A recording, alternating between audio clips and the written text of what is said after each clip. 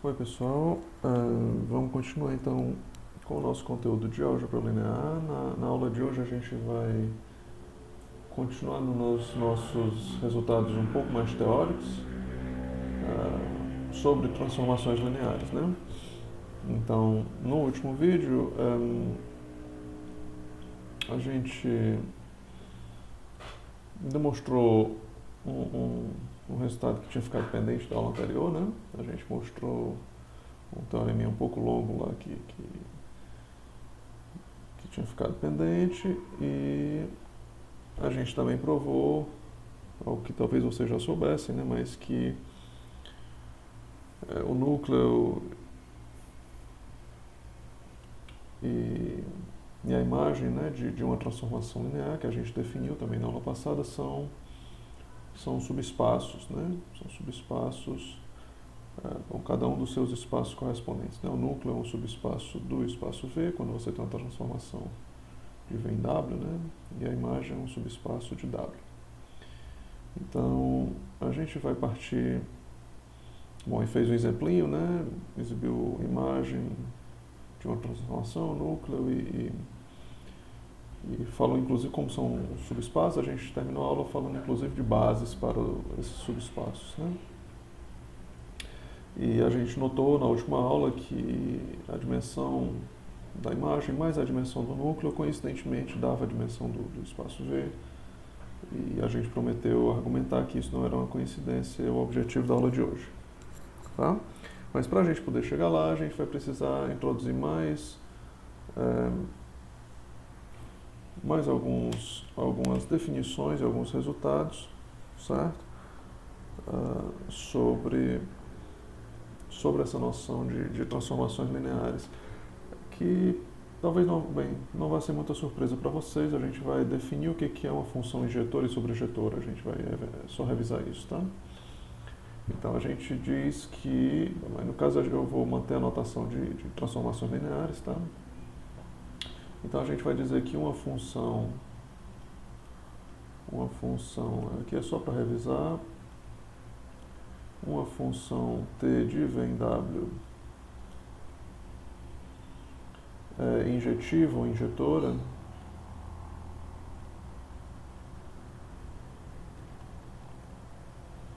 se, olha, uma função ela é injetiva se elementos distintos de V vão mapear em elementos distintos de W.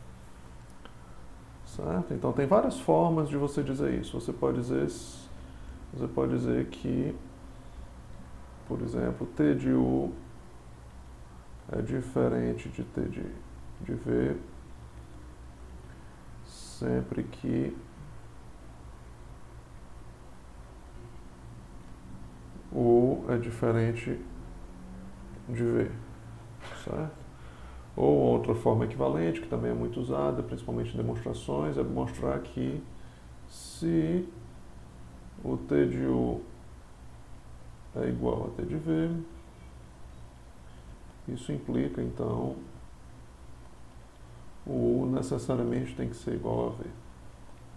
Tá? Isso não deve ser muita novidade para vocês. Assim como também não deve ser muita novidade a noção de função sobrejetiva ou sobrejetora, a depender do gosto do freguês. A gente vai dizer que uma função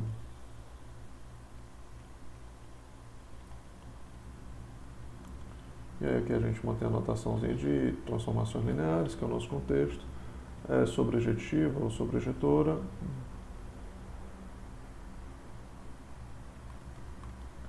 se a imagem, que a gente definiu na aula passada, né, mas é a mesma noção de imagem de uma função qualquer, se a imagem da sua transformação for igual ao seu contradomínio, né, o W. Que é a mesma coisa de dizer também que para todo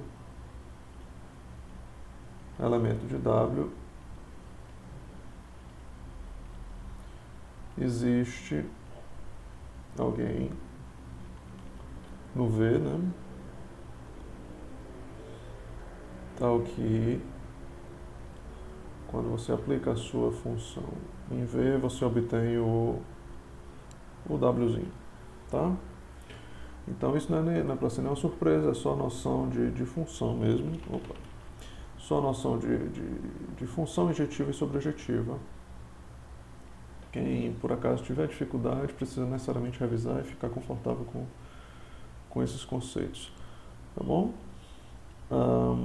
Dados esses conceitos, a gente vai provar alguns resultados. Agora sim, partindo da hipótese de que a sua função ela é uma transformação linear. Tá? Então, o primeiro resultado, que é extremamente importante,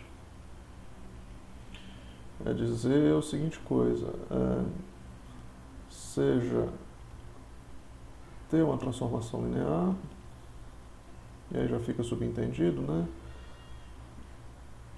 Que V e W são espaços vetoriais. Então você pega uma transformação linear qualquer,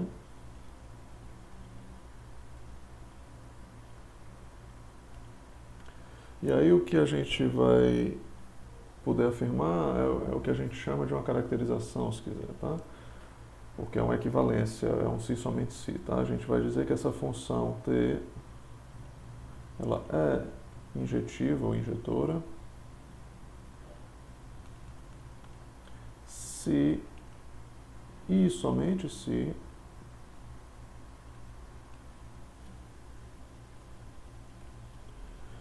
o núcleo for constituído, o núcleo da transformação for constituído apenas do vetor nulo.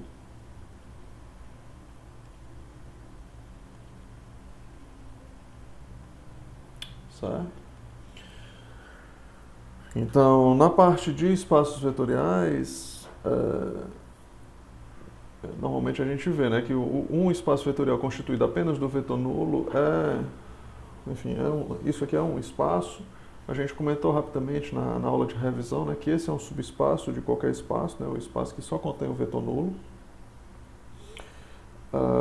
E uma coisa importante a lembrar ou a descobrir, caso vocês não tenham visto antes, que a dimensão desse espaço, né, a dimensão desse espaço que só tem o vetor nulo é zero, tá? Perdão, aqui eu vou botar uma coisinha diferente. Então a dimensão desse espaço, que é constituído apenas do vetor nulo, é zero. É o único espaço que tem dimensão zero. Certo? E o núcleo, só para relembrar, né, isso aqui é conteúdo da aula passada, mas só para relembrar, o núcleo da transformação, isso aqui é o conjunto dos caras de V que vão apontar para o vetor nulo. Tá? Isso aqui é a transformação aplicada em cima de V, isso aqui dá o vetor nulo, certo? Isso é a definiçãozinha da aula passada. Então é um si somente si, né? É uma equivalência, a gente tem que provar as duas implicações. Então a gente tem que ser capaz de partir de uma hipótese e chegar em outra e vice-versa, né? Então vamos primeiro supor que a transformação é injetiva, tá? Suponha que a transformação é injetiva. Opa. Ela é injetiva. Então, a gente vai partir dessa hipótese e tentar demonstrar que o núcleo da transformação é constituído apenas do vetor nulo, tá? Então, para fazer isso, o que a gente vai fazer? Vamos pegar um vetor qualquer do núcleo. A gente tem que argumentar que esse vetor vai ter que ser o vetor nulo, tá? Então, seja V um vetor qualquer que pertença ao núcleo da transformação.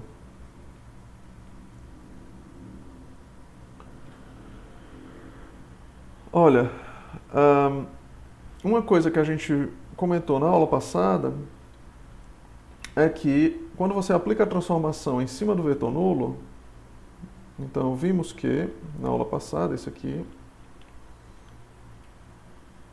quando você aplica a transformação em cima do vetor nulo, você necessariamente vai cair no vetor nulo lá do outro lado.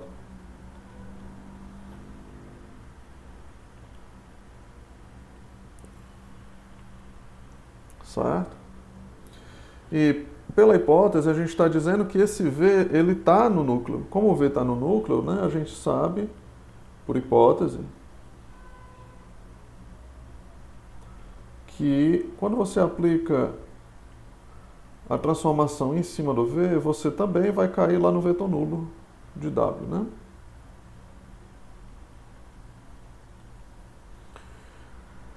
Olha, mas o que a gente sabe? A gente sabe que o T de V é vetor nulo, a gente sabe que o T do vetor nulo é vetor nulo. O que diz a propriedade da função ser injetiva, que é o que a gente tem? A gente sabe, se você olhar para essa equivalênciazinha de baixo, que se os t's forem iguais, então os vetores têm que ser iguais. Certo? E a gente está dizendo, olha, tanto o t de V quanto o t do vetor nulo são iguais ao vetor nulo. Isso significa o quê? Que o V vai ser igual ao vetor nulo. Certo? A gente sabe que os t's são iguais a vetor nulo é porque os vetores são iguais. Como o t é injetiva,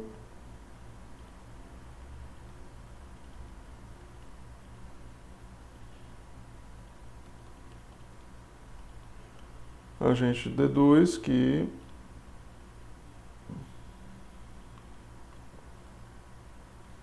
os vetores têm que ser iguais. E nesse caso é o V e o vetor nulo do conjunto Vzão, certo? Muito bem. A gente fez metade do serviço. A gente partiu da hipótese da função ser injetiva e conseguiu deduzir que o único vetor, porque o que a gente provou? A gente pegou um elemento qualquer do núcleo e argumentou que ele tem que ser o vetor nulo. Então, partindo da hipótese de que a função é injetiva, a gente deduz que o único cara que pode estar no núcleo é o próprio vetor nulo, e a gente já sabe que ele está lá, né? Pela aula passada. Logo, temos que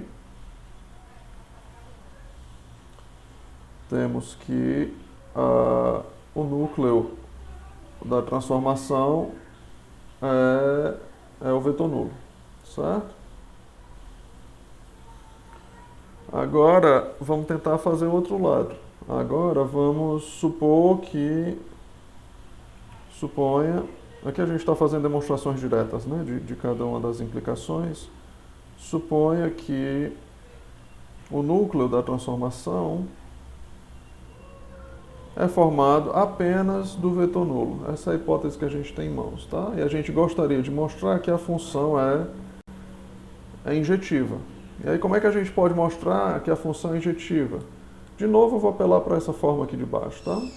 Eu vou supor a existência de dois U e Vs que satisfazem T de U igual a T de V, e aí eu tenho que me virar nos 30 para argumentar que o U é igual a V, tá? Então, suponha que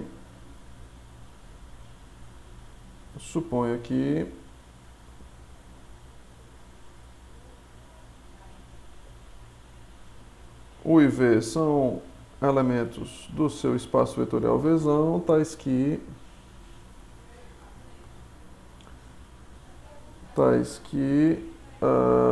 T de U, o T de U é igual ao T de V, certo?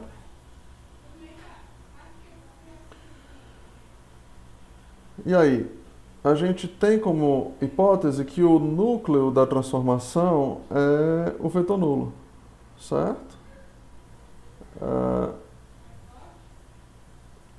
Se o núcleo da transformação é o vetor nulo, significa que o único cara que leva no vetor nulo é o próprio vetor nulo, tá? Então, dizer que o T de U é igual a T de V é a mesma coisa de dizer que, olhando para W, né? O T de U somado com o elemento oposto de T de V em W, né? Que é a mesma coisa de dizer T de U menos T de V, isso aqui vai dar o vetor nulo lá em W. Certo? Mas aí, como T é uma transformação linear, o T da soma é a soma dos T's. Né? Então, Se você olha no sentido oposto, né, essa diferença nada mais é do que a soma com o elemento oposto, né? Então, isso aqui vai ficar o t de u menos v. Isso aqui deveria ser o vetor nulo lá de w.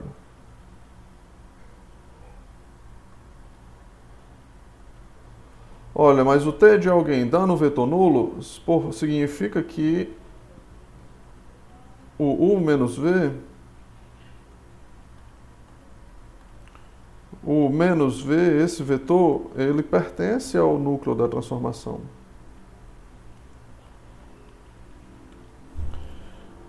Olha, mas a gente disse que, por hipótese, o único vetor que está no núcleo da transformação é o vetor nulo.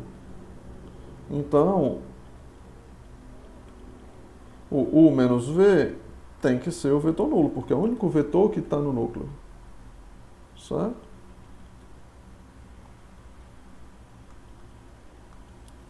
E isso aqui diz pra gente que, consequentemente, o u é igual a v. Então a gente partiu da hipótese de que o t de u era igual a t de v e deduziu que u é igual a v. Consequentemente,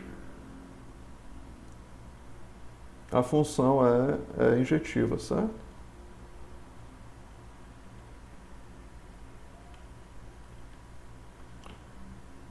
A nossa transformação t, ela é injetiva. Tudo bem? Então esse é o primeiro resultadozinho.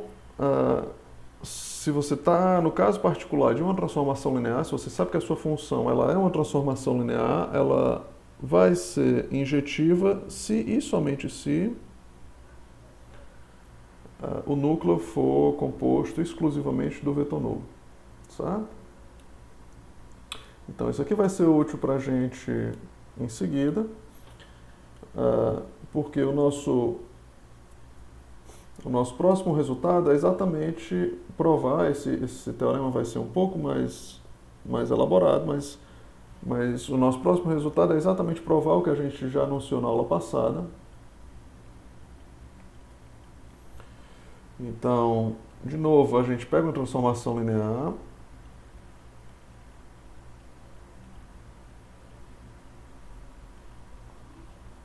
Você já tem uma transformação linear qualquer.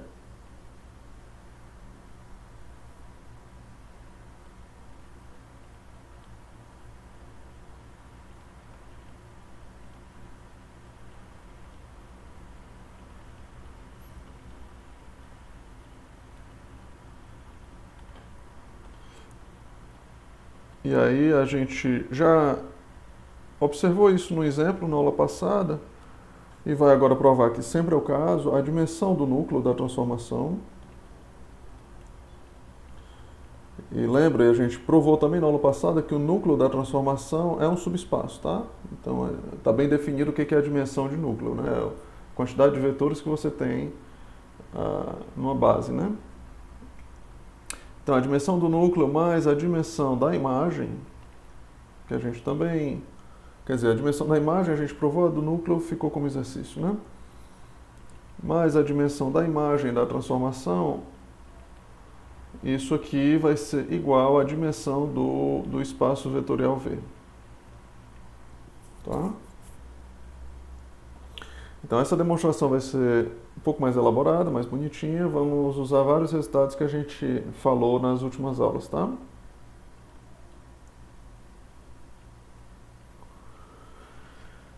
Então vamos começar dando nomes aos bois, tá? Então só para lembrar, o espaço vetorial V é o nosso domínio, né? Deixa eu fazer uma representaçãozinha aqui no canto. A gente tem o espaço vetorial V, a gente tem o W, né, aqui do lado de cá.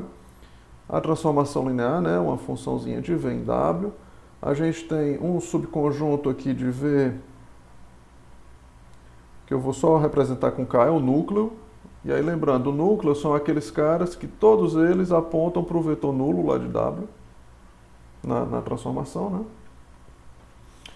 E juntamente com o vetor nulo é apontado pelo menos pelo vetor nulo, né? mas pode ser que tenha mais gente. Então, os caras que são apontados por alguém, isso aqui é a imagem da transformação, certo? Que é um subconjunto lá de W. E a gente já provou, né, que a imagem é um subespaço de W, o núcleo é um subespaço de V, certo? Então, vamos dizer que, seguindo a mesma notação no livro, seja V1 até Vn uma base desse subespaço que é o núcleo, tá? Do núcleo da transformação. E aí um resultado que a gente vê na parte de espaços vetoriais e que a gente mencionou na aula de revisão é que se você tem, atenção, se é uma base, né, se V1 até Vn são vetores que formam uma base do núcleo, e esse núcleo, né, é um subconjunto de V, em particular, se eles são uma base, significa o quê? Significa que o núcleo da transformação é o espaço gerado por V1, Vn, e que eles são LIs, certo? Então, eles são LIs, V1 até Vn são LIs, e a gente mencionou um resultado que, olha, se você tem um conjunto de vetores LIs, bom, é verdade que eles são do núcleo, mas eles também são de V, né? Então, se você tem um conjunto de vetores LIs em V, você sempre pode completar esses vetores até obter uma base de V. A gente até diz como é a ideia da demonstração, né? A ideia da demonstração é, olha, se eles são LIs e geram tudo, eles já são base. Então não tem nem o que completar. Agora, se tem algum vetor que não pertence ao espaço gerado por V1 até Vn, aí você argumenta que ele vai ser LI com V1 até Vn e você adiciona e você repete esse processo, né? Essa é a ideia da demonstração. Então, muito bem, pelo que a gente viu, pelo que a gente sabe de espaços vetoriais, vou só botar aqui, sabemos que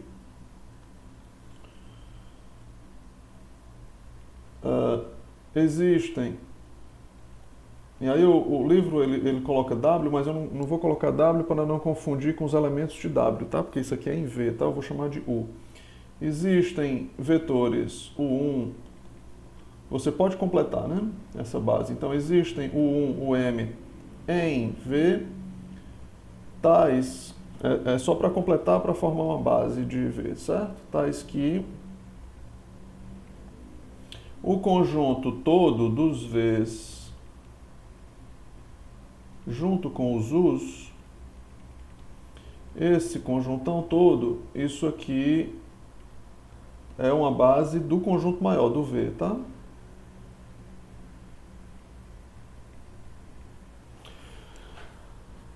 Então, a gente começou dizendo, olha, V1 até Vn são uma base do núcleo, tá? Isso significa que o que a gente está dizendo é que isso aqui é a dimensão do núcleo, tá? Então, a gente está dizendo, essencialmente, que esse primeiro termo aqui da soma é N, tá? E o que a gente vai provar daqui para frente é que você pode usar os M vetores, os Us, né, para formar uma base do espaço vetorial todo. Isso aqui a gente vai querer argumentar que é N mais M, tá? Então, o grande esforço, na verdade, vai ser mostrar isso aqui, que a dimensão da imagem da transformação é M, onde M é exatamente essa quantidade de vetores que você completa para chegar a uma base de V. Certo?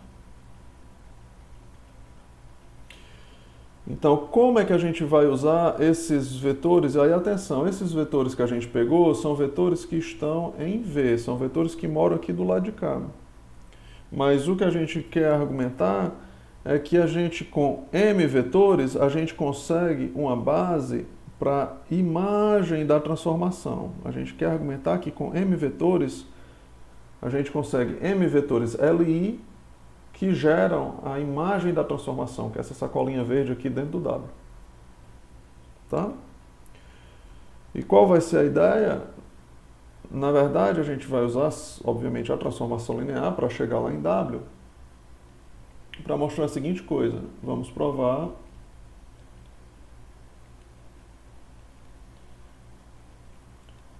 que a transformação linear aplicada em cima dos vetores, perdão, em cima dos U's,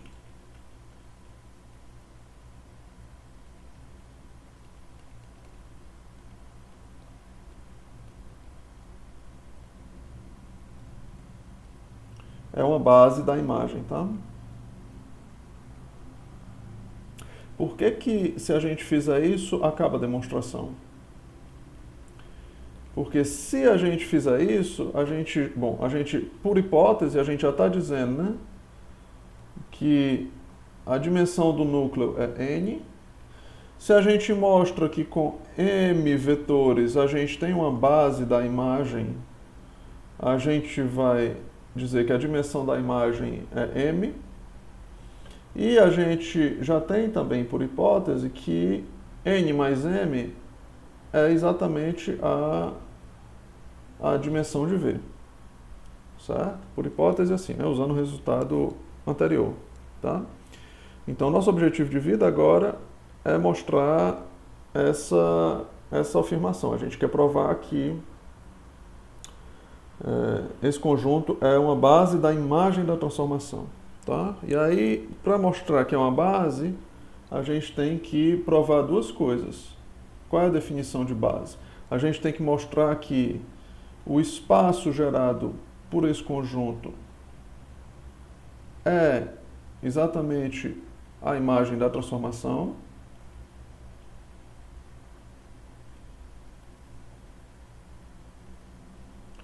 Isso aqui é exatamente a imagem da transformação. Isso aqui é a primeira coisa que a gente tem que mostrar. E a segunda coisa que a gente tem que mostrar, e a gente vai fazer mais à frente, é que esses vetores são LIs. Se a gente fizer essas duas coisas, acabou. Certo? Muito bem. Como é que a gente prova essa primeira afirmação? Então, veja.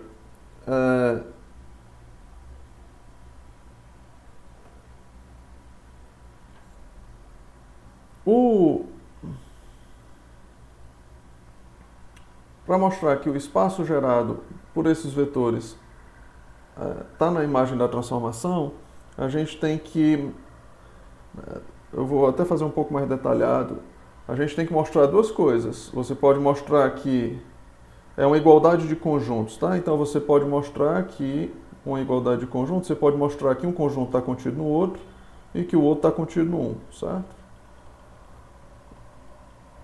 Que o T de UM, que esse conjunto está contido na imagem da transformação e depois a gente vai mostrar a contenção no outro sentido, certo? Então, como é que a gente mostra essa primeira contenção? Então, a gente tem que pegar um elemento do primeiro conjunto, e aí aqui eu vou chamar de W porque ele vai estar lá do outro lado, certo? Então, seja W um cara que pertence ao espaço gerado. E aí, atenção que para fazer esse tipo de coisa, é necessário você ter todas as definições em mente, certo? Então, ele é um cara que pertence ao espaço gerado por T de U1 até T de UM. Certo? Então, a gente pega um cara do primeiro conjunto, a gente tem que argumentar que ele está lá no segundo. Então, o que significa dizer que o W ele pertence a esse espaço gerado? Lembra que a definição de espaço gerado é o conjunto de todas as combinações lineares desses vetores. Então, significa dizer que existem números reais, né? Existem números reais, vamos chamar de alfa, né? Alfa 1 até alfa m, a gente está só brincando com os reais o tempo todo. Tais que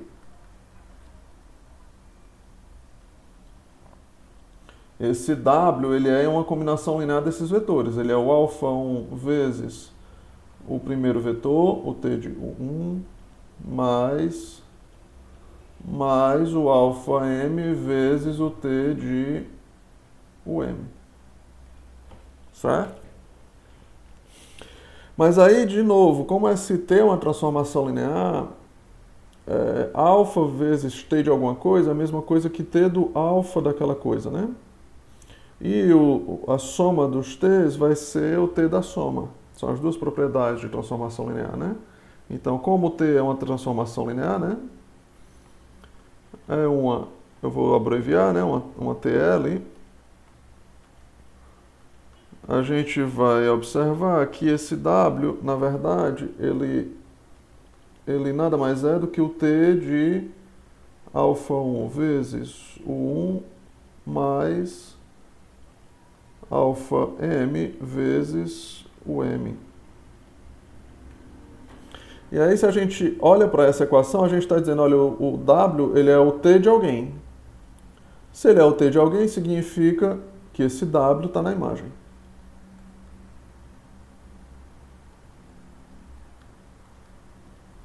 O W está na imagem da sua transformação linear. Certo? Então a gente mostrou uma contenção, vamos mostrar a próxima, certo? Então vamos mostrar agora que, então isso aqui ainda é o item 1, parte 2. Quer mostrar agora que a imagem da transformação linear é um subconjunto, essa daqui é a parte um pouco mais interessante, é um subconjunto do espaço gerado por T de U1 até o T de UM.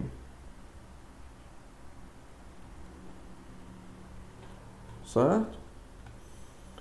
E aí como é que a gente vai provar isso, tá? Da mesma forma, vamos pegar um elemento qualquer aqui da imagem, que certamente é um carinha W, certo? Seja Wzinho, um cara que está na imagem da transformação, e aí a gente tem que se virar nos 30 agora para dizer que ele pode ser representado como uma combinação linear de U1 até o M, certo? Então, o que significa dizer que o W está na imagem da transformação? Significa dizer que existe alguém que aponta para ele. Logo, existe um certo Vzinho no Vzão, tal que o T desse Vzinho dá o W. E o que eu sei desse Vzinho? Olha, sobre o Vzinho é um cara qualquer de V. A única coisa que eu posso dizer dele é que, bom, como ele está em V, a única coisa que eu sei sobre V é que eu tenho uma base de V aqui, ó, formada pelos vetores V1 até Vn, mais os de U1 até o M, certo? Se isso aí é uma base, então eu consigo escrever o V como uma combinação linear de todos esses caras, certo? Então, como a gente tem, né, esse conjuntão de V1 até Vn, U1 até o M, isso aqui é outra hipótese que a gente tem, né? Que foi resultado lá de espaços vetoriais ainda. É uma base de V. Existem alfa 1 até alfa n coeficientes reais, né? Então esse V ele pode ser escrito como combinação linear da base. Então existem alfa 1, alfa n, beta 1, beta m. Todos eles números reais, tais que esse meu vetorzinho V, que está no Vzão, ele vai ser escrito como uma combinação linear desses caras. Isso aqui vai ser alfa 1 V1 mais alfa n Vn mais beta 1 U1 mais beta m UM. Certo? Mas, bom, a gente sabe que o T de V é W. Então, a gente vai poder dizer a seguinte coisa. A gente vai poder dizer que o W, que é o T de V, né? Isso aqui é o T dessa coisa toda aqui. Isso aqui é o T de alfa 1 V1 mais alfa N Vn mais beta 1 U1 mais beta M UM. Certo? Mas aí a gente de novo aplica as propriedades de transformações lineares. O T da soma é a soma dos T's e o T de alfa vezes alguma coisa é alfa vezes o T da coisa. Então, fazendo logo as duas coisas de uma vez, a gente vai ficar T de alfa 1 T de V1 mais alfa N T de Vn mais beta 1 vezes o T de U1 mais o beta M vezes o T de UM, certo? Agora a gente vai usar outra informação que não tinha usado até agora. O que eu sei de T de V1 até o T de Vn? Outra hipótese que a gente tem, se você lembrar, V1 até Vn, eles são uma base do núcleo. Se eles são uma base do núcleo, em particular, eles são elementos do núcleo. E se eles são elementos do núcleo, o que a gente sabe do núcleo? A gente sabe que qualquer elemento do núcleo aponta para o vetor nulo lá do outro lado. Ou seja, a transformação linear aplicada nesses caras é o vetor nulo, certo? Então, esses T's de V1 até Vn, isso tudo é vetor nulo, tá? Então, como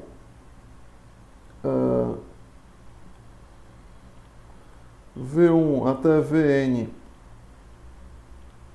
pertencem ao núcleo da transformação,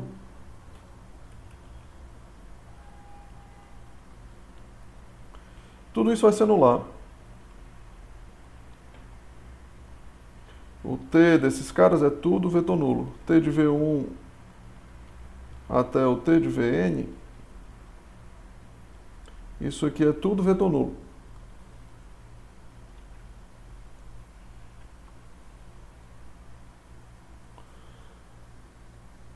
E aí o que a gente tira é que, se você simplifica, né, se você apaga esses termos relacionados a V1, Vn, a gente tem que o W nada mais vai ser do que beta 1 T de U1 mais beta M vezes T de UM.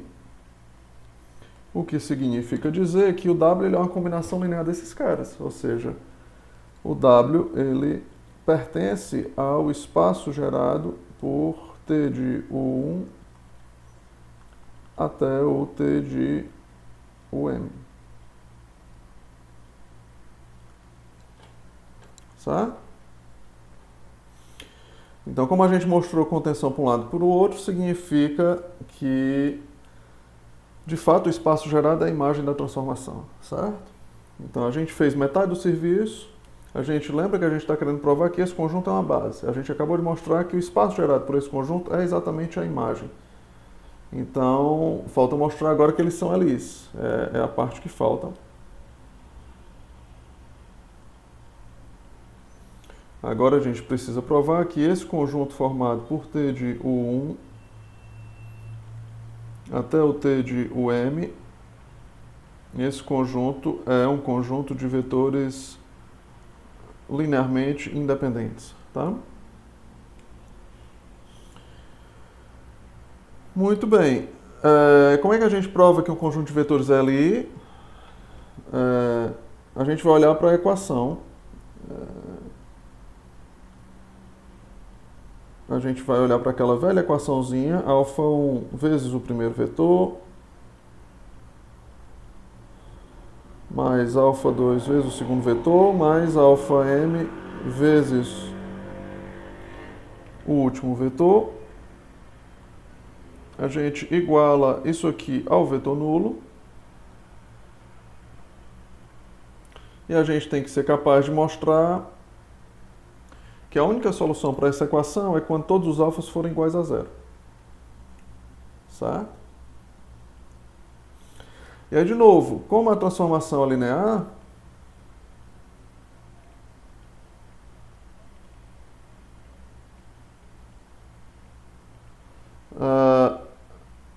a gente vai poder reverter as operações, digamos assim, né? Para deduzir que o t de α1, o1, mais αm, o m, isso aqui é vetor nulo. Certo? E isso aqui diz pra gente que, como o t dessa coisona aqui dá vetor nulo, isso diz pra gente que esse vetor, α1, o 1, mais αm, e vai ficar trocado aqui, mas, bom, talvez até seja bom para vocês prestarem atenção que são outros coeficientes. Mas que esse vetor aqui, como o t dele dá vetor nulo, esse vetor aqui, ele é um vetor que pertence ao núcleo da transformação. Afinal de contas, o t dele dá vetor nulo. Certo?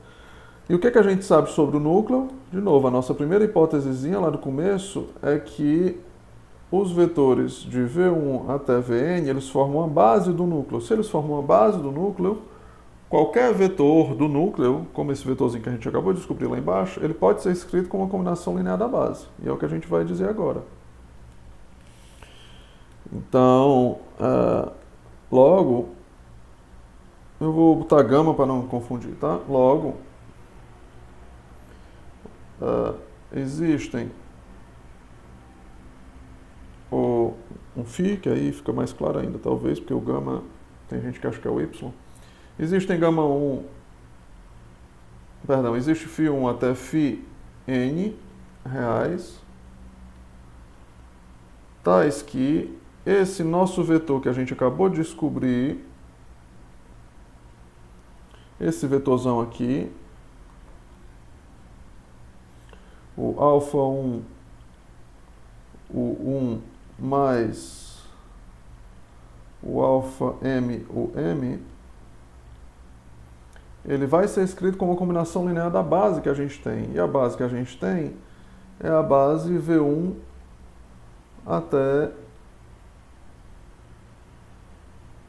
Vn, certo? Mas, somando com os opostos, né, ou se quiser subtraindo, o que a gente pode reescrever, isso aqui é assim, ó, a gente pode passar para o lado de cá, então a gente pode ficar com menos φ1v1, menos φn vn mais α1 o 1 mais αm o m. Do outro lado vai ficar só o vetor nulo. Certo?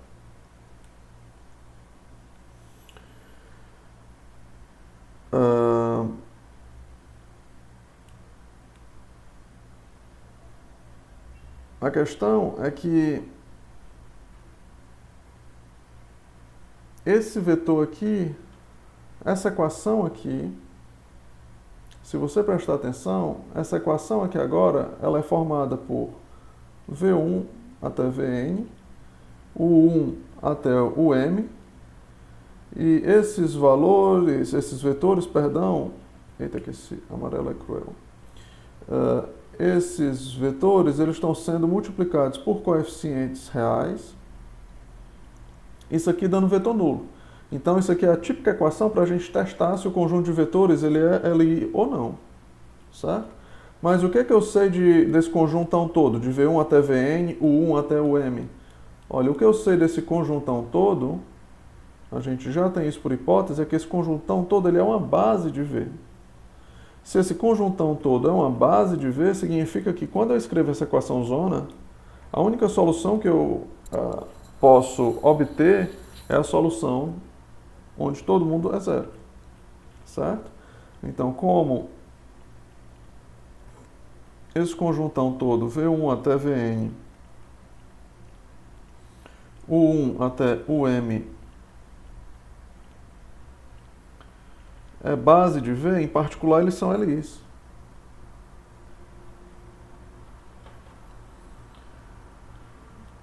Se eles são LIs, significa que a única solução para essa equação é que o menos φ1 seja igual ao menos φ2, seja igual ao menos φn, seja igual ao α1, seja igual ao αm. Tudo isso aqui, a única solução para eles é ser zero. E, em particular, a gente deduziu o que a gente queria, que os coeficientes alfa que a gente tinha tomado para essa nossa equação, eles são zero, certo? Está aqui embaixo, portanto,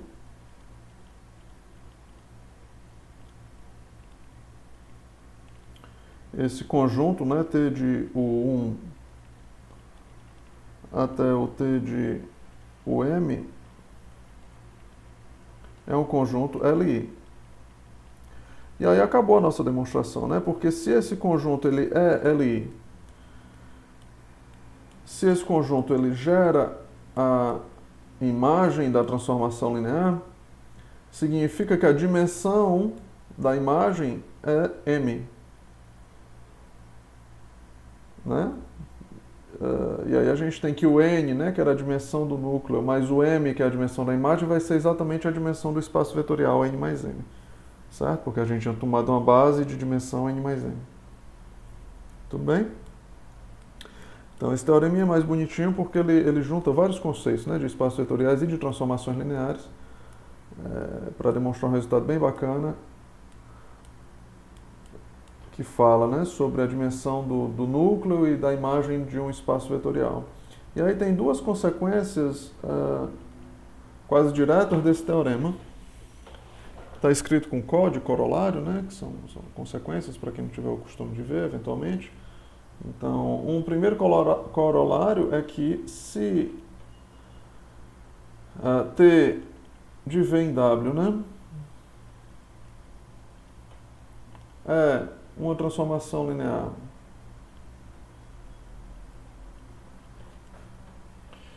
e a dimensão do V é igual à dimensão do W,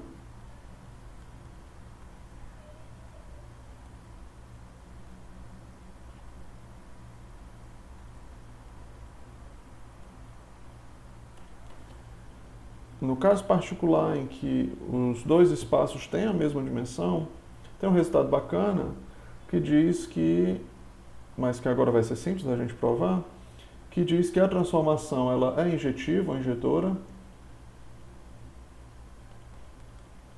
se e somente se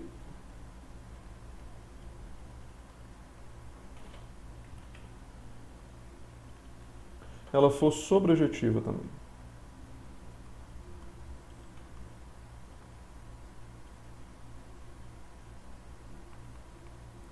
Ou seja, se os dois espaços têm mesma dimensão, o V e o W, esse W ficou meio estranho, né?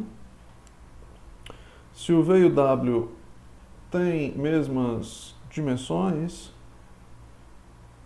então a sua transformação linear, ou ela é de cara logo bijetiva, né? Ou seja, ela é injetiva e sobrejetiva ao mesmo tempo, que na verdade a gente vai já dizer que vai já chamar de isomorfismo. Ou não é. Não tem a opção de ser injetiva e não ser sobrejetiva, tá? Então, como é que a gente prova isso aqui? Então, para a gente provar essa afirmação, basta a gente combinar as coisas que a gente sabe de antes, tá? Então, a gente sabe que a dimensão do núcleo da transformação T, isso aqui somado com a dimensão da imagem, eu vou só rabiscar Perdão, eu vou só rabiscar a ideia, não vou escrever o texto todo bonitinho, tá? Somado com a dimensão Nossa Senhora. Somado com a dimensão da imagem da transformação, que é um subconjunto de W, é o que eu estou querendo escrever, porque vai ser um argumento importante. Isso aqui vai dar a dimensão de V, certo? Então, isso aqui foi o que a gente acabou de provar, tá? Então, supõe que primeiro T é injetiva.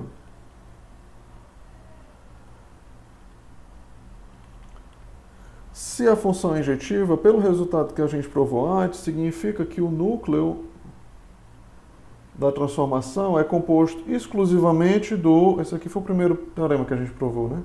É composto exclusivamente pelo vetor nulo. E se isso acontece, significa que a dimensão do núcleo da transformação é zero. A gente comentou, né, que quando o vetor, o único caso, né, em que o espaço vetorial tem dimensão zero é quando ele é composto apenas pelo vetor nulo. E aí, se você olha para essa equação daqui de cima, o que você diz, então, é que a dimensão do V é igual à dimensão da imagem da transformação.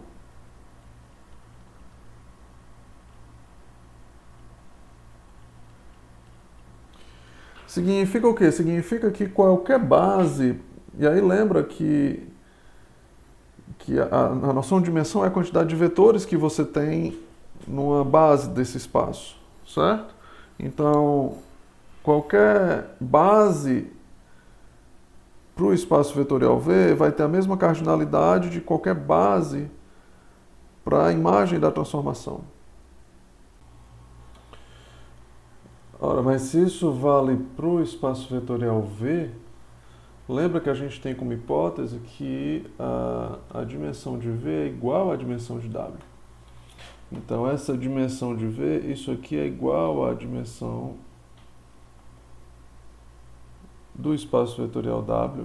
E lembra que a imagem da transformação é um subespaço de W, né? Isso foi uma coisa que a gente provou na aula passada. Então, a imagem da transformação é um subespaço de W, mas a dimensão da imagem da transformação é a mesma dimensão de W. Isso significa que a quantidade de vetores ali que a gente precisa pegar na imagem da transformação é exatamente a mesma quantidade de vetores ali que a gente precisa dentro de W. Então, é claro que precisa de uma escrita formal, se você quiser ser bem preciso na demonstração, mas no fundo esse é o argumento-chave para você dizer que, na verdade, a imagem da transformação não só está contida, mas ela é igual a W. Certo? E consequentemente, a função e tudo isso vai implicar que a função ela é sobrejetiva, certo? Que é o nosso objetivo, é argumentar que a imagem é igual ao contradomínio, né?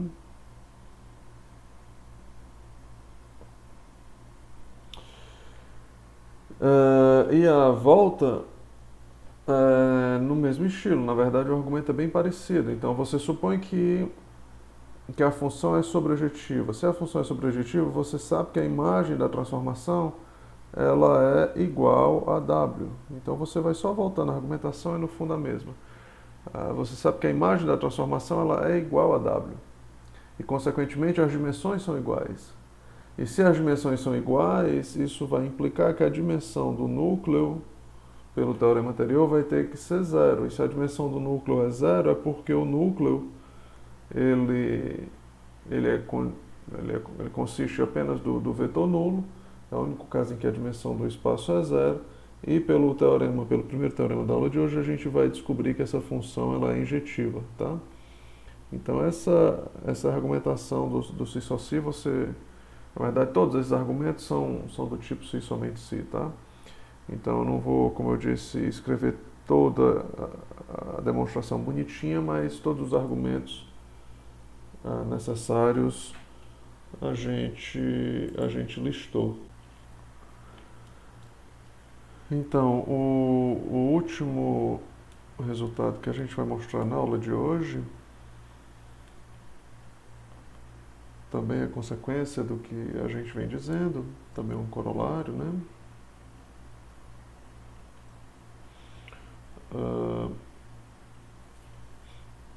O corolário é também no caso em que a gente tem uma transformação linear entre dois espaços de mesma dimensão, tá? Então, seja T de V em W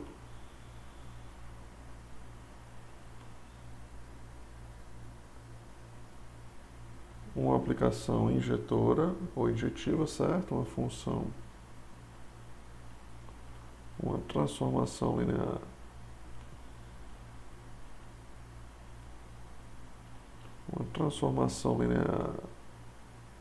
injetiva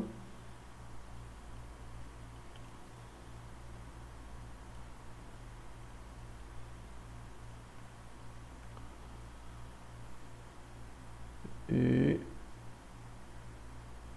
sejam esses conjuntos, né, onde essa função está definida, tais que a dimensão de V é igual à dimensão de W. Eu vou escrever o enunciado de maneira ligeiramente diferente do que tem no livro, porque eu acho que é um pouco mais preciso. O livro informalmente diz que a transformação leva de base em base, mas isso não necessariamente é bem claro, tá? Então eu vou dizer o que é um pouco mais preciso, na minha opinião. Então, essa coisa de levar de base em base é a seguinte coisa: se V1 até Vn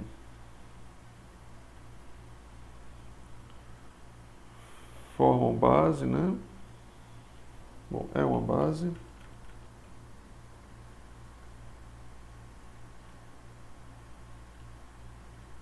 Então, as imagens, né? Então, T de V1 até o T de Vn. Isso aqui também vai ser uma imagem, só que lá em W, né? Vai ser uma base, né? É base, perdão. É base lá de W, certo? E para provar isso, a argumentação é simples, né?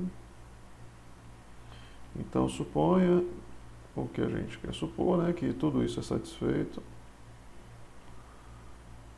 e que esse conjunto de fato é uma base do primeiro espaço vetorial V, tá? E aí a gente vai considerar a velha equaçãozinha, porque a gente quer provar que o T de V1 até o T de Vn forma base, tá? Só que a gente já sabe que, por hipótese, que as dimensões são iguais. Então, como são n vetores, se a gente conseguir argumentar que esses n vetores são LIs, e a gente já sabe que a dimensão do W é igual à dimensão do V, que é n, acabou, né? Porque tem um resultadozinho lá de espaço vetorial que se você tem n vetores ali no espaço de dimensão n, então eles formam base, certo? Então vamos olhar para... A gente só precisa provar que esses vetores são LIs, então vamos olhar para essa equaçãozinha, né? Alfa 1 vezes t de V1 mais alfa n vezes t de Vn, dando igual a vetor nulo. A gente só precisa provar que a única solução para essa equação é que todos os alfas sejam iguais a zero, certo? E aí a mesma história de sempre, como T é uma transformação linear,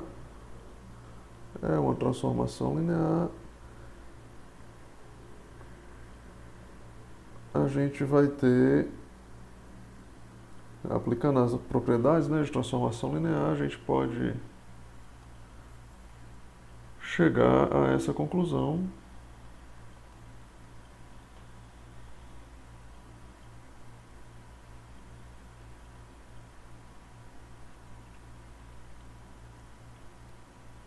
Isso aqui dá o vetor nulo. E a argumentação é parecida com o que a gente já fez em outros casos, né? Isso vai dizer que esse vetor, como t aplicado em cima desse vetor, significa que esse vetor ele pertence ao núcleo, né?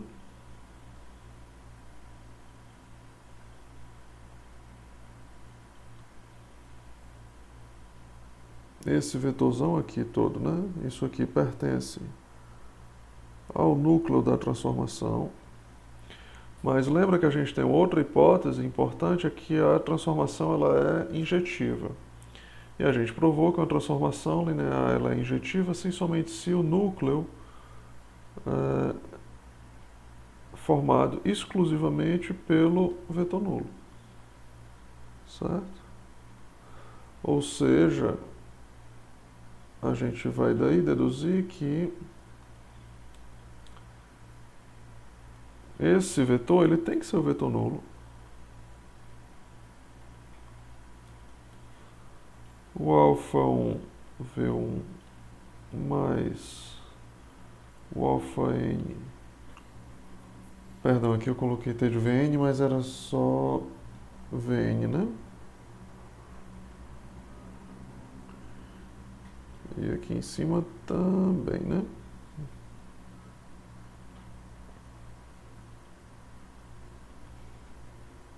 Então deixa eu embelezar um pouco. E o alfa NVN, né? Então, T aplicado é o vetor nulo. Então, isso aqui pertence, esse vetor que está dentro pertence ao núcleo, mas no núcleo só tem um vetor nulo. Isso significa que esse cara que está dentro do parênteses, ele tem que ser o vetor nulo. Mas aí a gente chegou na mesma equação, só que agora em função dos V's, mas esses V's eles são a base, né, de V. Então, como esses V's são base, eles são LIs, né? Então, como V1, Vn, esse conjunto é formado por vetores linearmente independentes, a gente vai deduzir que esses alfas todos têm que ser iguais a zero, porque afinal de contas essa foi a definição de ser linearmente independente. Certo? E isso era exatamente o que a gente queria provar. A gente pegou esses alfas como sendo os coeficientes dos t's, certo? Bom, eu posso escrever mais duas linhas, só para deixar bem claro por que acabou. Consequentemente, né,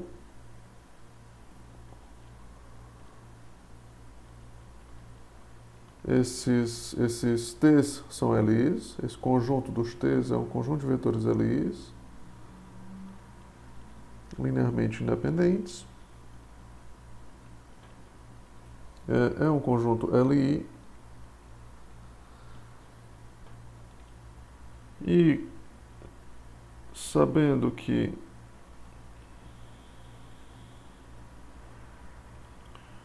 a dimensão, né, do W, né?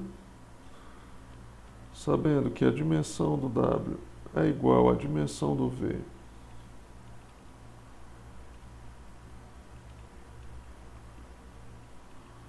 que é N, né, a quantidade de vetores que a gente tem na base,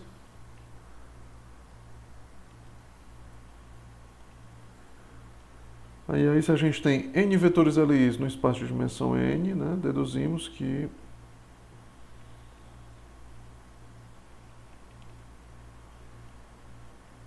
esse conjunto é base, né, esse conjunto T de V1 até o T de Vn é base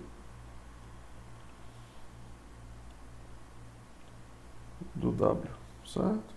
E assim acaba a demonstração desse resultado. Esse é o último teoreminha que a gente tinha que provar. Então, para fechar essa sessão, né, do livro, eu continuo seguindo o Morgado, como o Nicolas vinha fazendo. Resta uma última, é só uma definição, que a gente vem falando, né, o caso de, olha, se você tem espaços de dimensões iguais, a gente provou. Se você tem espaços de mesma dimensão e você sabe que a sua função é injetiva, então ela também vai ser sobrejetiva, ou seja, ela vai ser bijetiva, certo? Isso ocorre quando os espaços têm a mesma dimensão, mas pode ser que aconteça também quando os espaços não tenham a mesma dimensão. E a questão é só essa definição, é que se T de V em W é injetiva e sobrejetiva, né?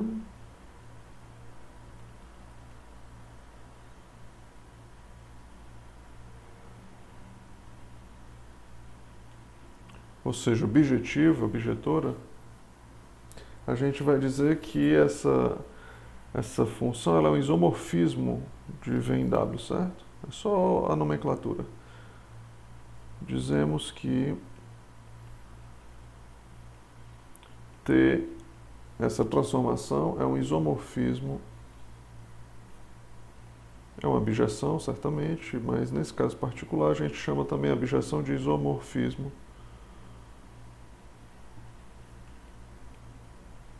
de V em W. E que os espaços são isomorfos, certo? Isomorfos.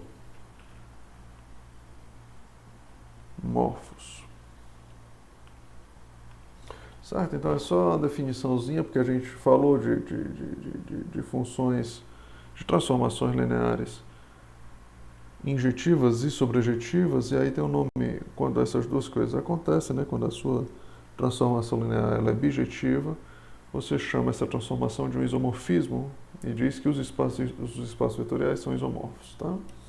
Então essa aula de hoje se encerra aqui. Era uma aula, de novo, um pouco mais teórica. E na aula seguinte a gente vai seguir, a gente vai ver algumas aplicações de transformações lineares, antes de depois ver mais uns resultadozinhos um pouco teóricos, para falar como fazer uma transformação linear, né? Porque a gente sai de um espaço em outro, mas tomando cuidado em que base a gente está de cada espaço, porque a gente falou muito de base de um espaço vetorial, mas até agora a gente tem dito, olha, aplicar a transformação linear em um vetor de um espaço vetorial para cair em um vetor de outro espaço vetorial, mas a gente não tem muito falado sobre a representação desse vetor em uma certa base, tá? Então a gente pode tomar esse, digamos assim, esse cuidado sabendo que o vetor está representado em uma determinada base de um espaço vetorial, como obter as coordenadas desse vetor após a transformação linear em uma certa base do espaço vetorial W, certo? Do espaço vetorial de chegada. Esse vai ser essencialmente o final da história, o final do capítulo de transformações lineares, tá?